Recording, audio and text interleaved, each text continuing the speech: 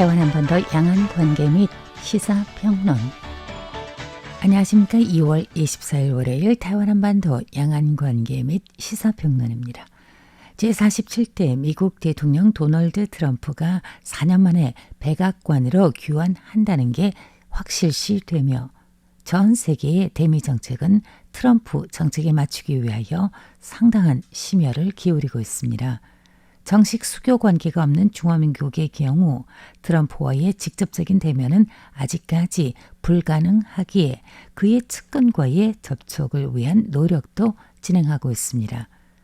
관세맨이라 자칭하고 자신이 아니면 현재의 미국 내정과 국제 문제를 해결할 수 없다고 호언장담한 트럼프에 대해서 개개인이 어떻게 생각을 하든 세계 최대 강국의 최고 파워를 손에 쥔 트럼프의 발언과 행동을 그 누구도 소홀히 대할 수 없습니다. 트럼프 1기 4년과 2기 100여일 그리고 경선 기간의 선거 공약을 종합한다면 트럼프 1기 때 정식으로 미중 전쟁이 시작됐고 대중국 압박은 제46대 대통령 조 바이든 행정부 시기 때에도 끊기지 않았습니다. 이번 2기 집권의 트럼프가 내세우는 신정책에서 부상하는 중국에 대항하는 수위는 더 높고 더 강력해질 것이며 관세의 인상은 상시화가 될 것입니다. 그는 미국을 다시 위대하게 만들 것, 미국 우선주의를 선언하면서 전 세계가 모두 미국에게 빚을 졌다고 생각하며 그 가운데 중국이 가장 큰 빚을 졌다고 합니다.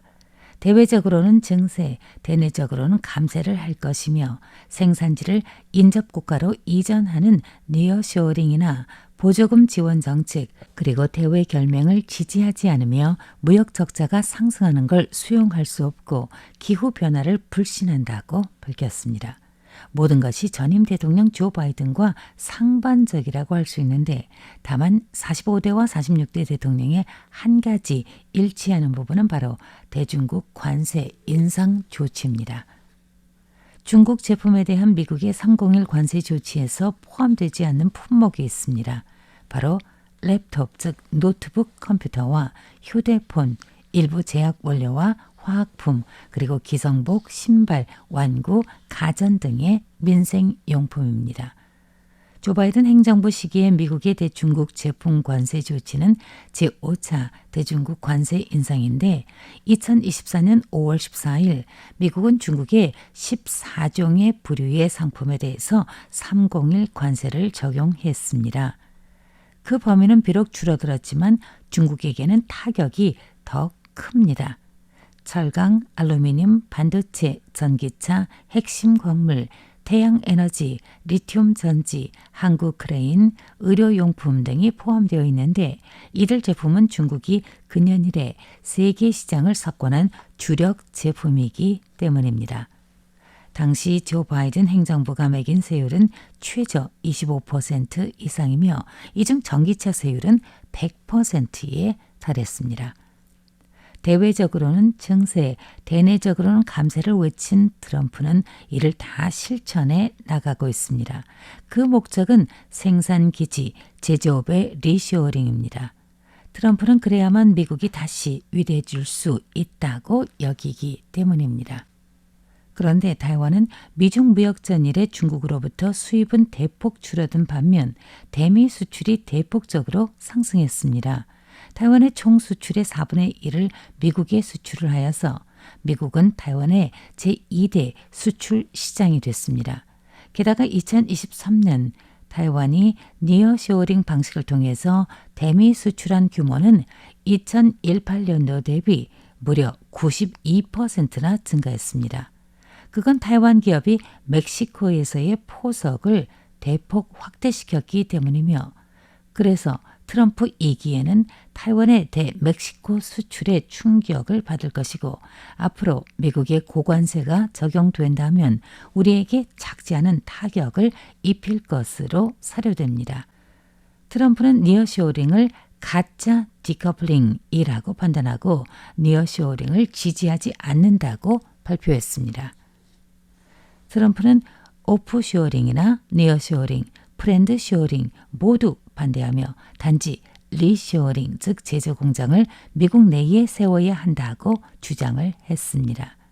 Made by US는 미국 시스템의 생산 공급망 방식이 아니어서 반드시 Made in the US여야만 한다는 것이며, 그렇게 될 경우 글로벌 공급 사슬은 미국을 향해서 집중되는 방식으로 전환될 것이 분명합니다.台湾의 대미 수출 제품 가운데에서 전기차와 정보전자 제품은 미국 내에서 생산하는 게 아니므로 장차 미국 계열 대형 제조업자는 트럼프의 압력하에 미국으로 리쇼어링 할 수 있어台湾은 이에 주시할 필요가 있습니다. 중화경제연구원 지역발전연구센터장 리오다니는 2월 18일 강연에서 트럼프 1기와 바이든 임기에 총 8년 기간의 대중국 정책을 기본으로 깔고 트럼프 2기 때에는 더 강한 조치를 취할 것이며, 트럼프의 1기와 2기의 공통된 특징은 모두 관세를 무역의 주요 도구로 사용하는 것인데, 그래도 1기와 2기에는 큰 차이점이 있습니다. 1기 때엔 중국을 겨냥한 것이지만 2기에는 그 범위가 훨씬 넓어져서 모든 국가들이 다 관세 폭탄을 맞는다는 것입니다. 그리고 트럼프는 글로벌 경제무역은 제로섬 게임이라고 깊이 믿습니다. 그렇기에 미국에서 생산하지 않거나 수입 상품을 구매하는 건 타국에게 유리하지만 미국에게는 해를 입히는 것이라 생각하기에 트럼프는 모든 국가들이 다 미국에 맞춰줄 것을 요구하고 있습니다. 그래야 미국을 주축으로 하는 이른바 공평한 경제무역 정책을 정착할 수 있다는 것이죠. 하지만 필자가 볼 때 트럼프는 기존의 국제무역 질서나 규범을 대수롭지 않게 여기고 있습니다. 그저 미국의 황금 시대를 열기 위한 수단입니다.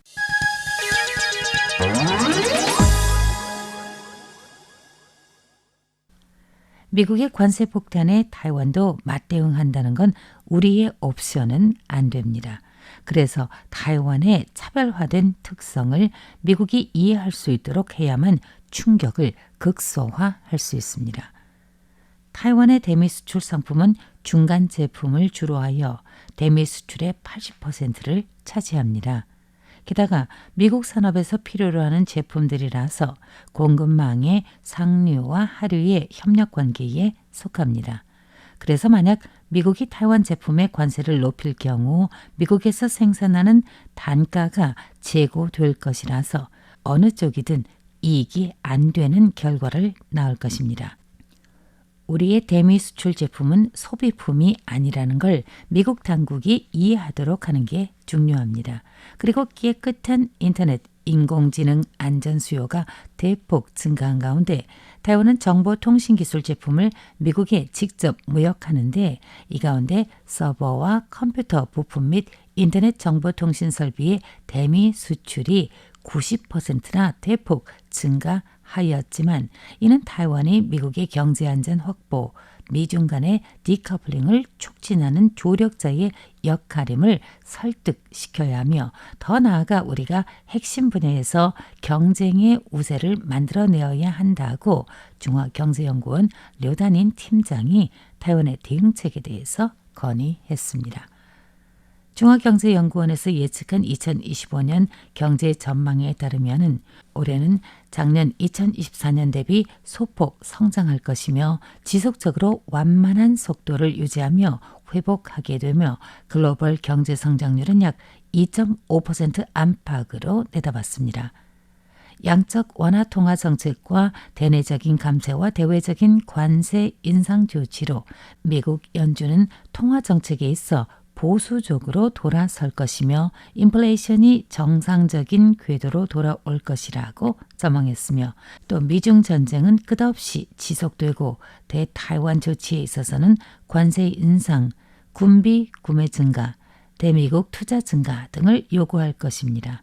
그래서 타이완 기업에게 있어서 양안 관계와 미중 갈등에서 오는 영향이 올해 최대의 리스크가 될 것입니다.